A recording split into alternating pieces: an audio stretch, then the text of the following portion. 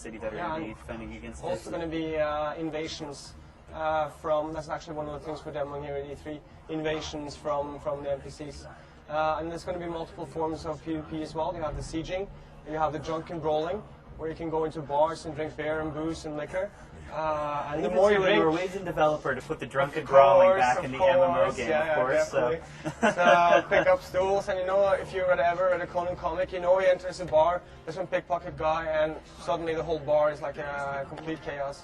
We want you to experience that kind of stuff, but be careful what you drink, because the more you drink, the more you can take, but the harder it is to hit.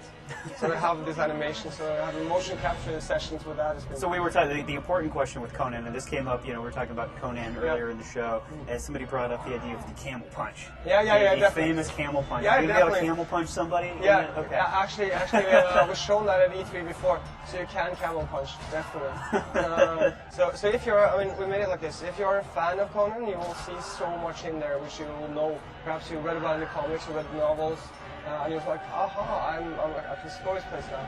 But if you're not, we hope that you'll actually see the depth of Hyboria, because it is so much more than just Conan, the one guy going around.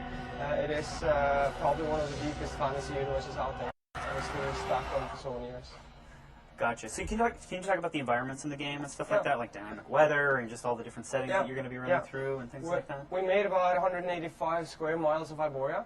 So we've chosen the 3 cultures that we think are the coolest to start with. So Acolonia, which is like the Roman Greek areas. You find the same inspiration from those cultures in there, like Howard found. You have Stygia, which is like Egypt, Northern Africa. Desert areas, arid, pyramids, dark magic.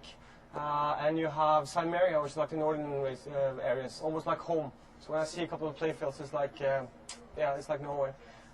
So we have a really, you know, wide variety of areas you can travel to, in addition to lots and lots of dungeons that you can go into. And we spent about $20 million actually researching our proprietary engine technology, which is an MMO engine technology. And we've been working with NVIDIA and Microsoft on this engine, and it's a DX10 showcase game for both of those companies. Right. So it means that if you have a good PC, you can actually see what it's capable of doing with Age of Conan. So 2 questions there. I mean, you were talking about earlier about just the insane resolutions that you can run this game at. How high can you go with this thing? It's basically what do you have, as far as I've seen it so far. We've been trying the different ones, but of course I won't give you the exact on that, right? Because I'll be held to it. So gotcha. We've been playing it in 1920 here, and it's been performing fantastically. It just looks so insane. So it's a pleasure. I mean, it's a big thank you to the engine coders and the artists on the game.